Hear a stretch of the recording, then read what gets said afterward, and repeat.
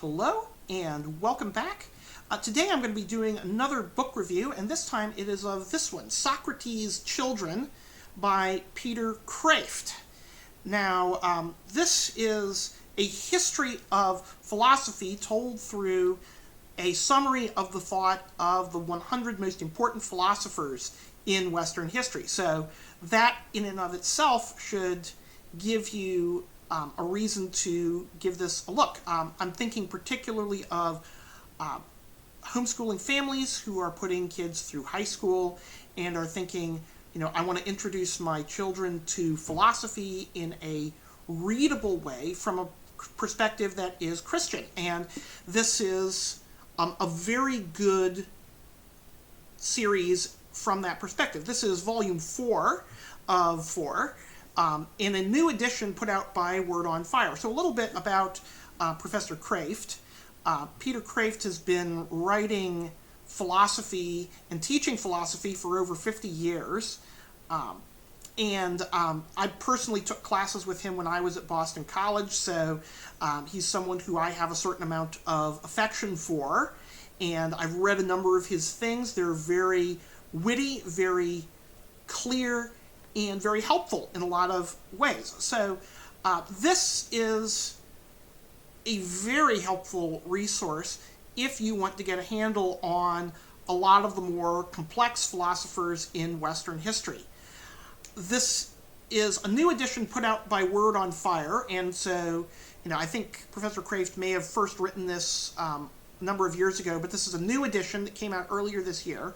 I saw it and I saw, just how beautiful it looks. I mean, this looks, really nice on the shelf. It is in paperback, which is a little bit unfortunate for what I'm going to recommend as a reference work, but it's still a very,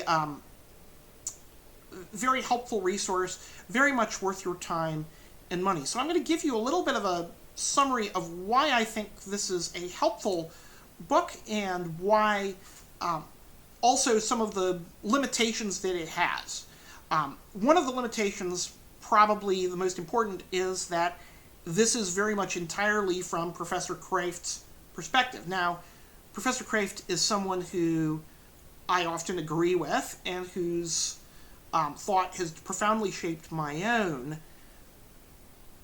but he also has his own particular set of concerns, and sometimes that gets in the way of his analysis. So, for example, in the third volume, when he does his summaries of Rousseau and Marx, he can find very little good to say about them at all. It's very clear he just despises them as people and doesn't understand why they've been so influential if their thought is so degenerate. And I think that's a valid perspective. I think there's probably more to it. I think with Marx in particular, he's responding to a situation he's observing the Industrial Revolution. He's seeing that alienation between the workers and the work that I think many of us today still feel. We often feel like, our work and our life are separated. And this goes back to something I said in my last review of Nancy Pearcey. She's documenting the effects of this on the household. And so there's a sense in which, the Marxian analysis, it's not like it's entirely right, but there's something to it that he's tapping into. Now, obviously his solutions are bad, but I think also Kreeft could probably have used to give him a little bit more credit to tapping into something that many people at the time felt. So, but again, that's a limitation from Kreeft's own perspective. I think the second limitation I would say is in the choice of philosophers to review. Now, this is also a strength because there's a number of philosophers who Professor Kreeft includes who you would not find in a standard history of philosophy. So the first philosopher in the first volume that he covers is Solomon. And I would say that's absolutely right. the book of Ecclesiastes and the book of Job are the two earliest works that should be included in the Western philosophical canon, and very often they aren't. Because, and I could probably speculate, most of the standard histories of philosophy were written in the 19th century by Germans following Hegel, and, they had an anti-religious bias as well as an anti-Semitic bias, and so, Jewish scripture is not something they're going to necessarily want to include in their history of philosophy. Nonetheless, it belongs there, and I think it's to Kreeft's credit that he begins with that. But he begins with Solomon as one of what he calls the sages. These are the ancient philosophers who, aren't necessarily doing philosophy the way that the Greeks would later do, but instead are people with great wisdom and insight who shape the history of the thought of their respective regions. So we have Solomon, we have Shankara in India, we have the Buddha, we have Lao Tzu and Confucius and Mo-Tzu in Eastern Asia, and of course, for Kreeft, the most important philosopher of all is Jesus. And he makes a case for why we should consider Jesus as a great philosopher as well as the Son of God. Kreeft has in other places argued for why Christ is the Son of God and really rose from the dead, but in Socrates' Children, he simply argues for Jesus as a very important philosopher, and that's actually a perspective we don't often see, and so it's a very interesting and short section, and so, I commend it to you.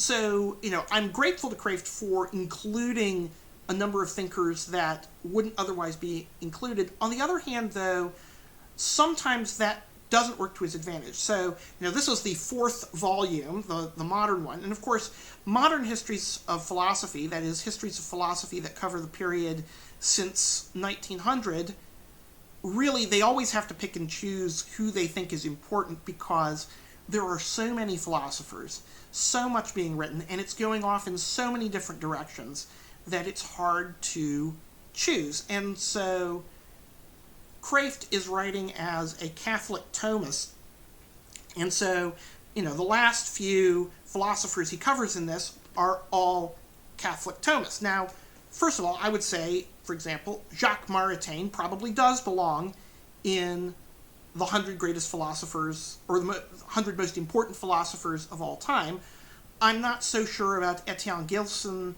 I'm definitely not sure about G.K. Chesterton. I would say, he concludes this with Chesterton, which, is very much, in Kreeft's own style. Kreeft writes in a very Chestertonian way himself, and I'm a fellow appreciator of Chesterton. That said, I'm not sure that Chesterton, if I'm going to pick a 20th century Christian apologist as, one of the 100 most important philosophers, I would probably not put Chesterton there. I would put Lewis.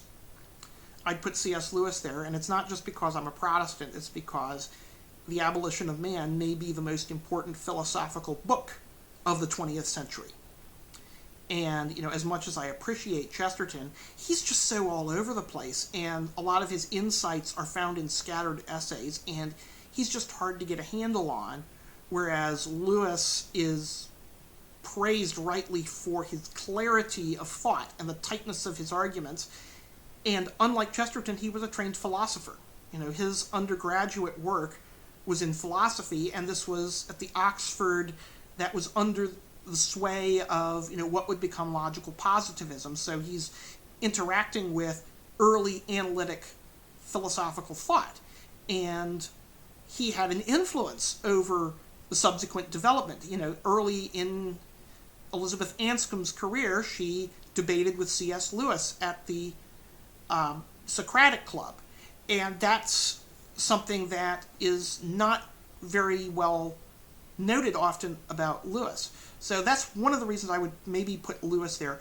But the other limitation of this is not so much in who he includes as who he doesn't really include. And so this is where I think, and this is a little bit generational too. This isn't just that he's a Catholic Thomist.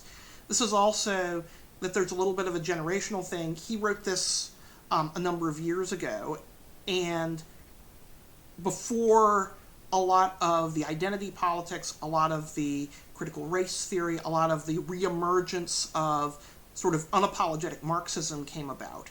And so that would put a very different spin. So if I'm writing a history, if I were writing a history of philosophy today, if I were choosing 100 great thinkers, I would probably put, members of the Franklin School, like, for example, Georgi Lukács, or Herbert Marcuse, or Michel Foucault. I think probably the most glaring omission from this volume, from these volumes, is Michel Foucault.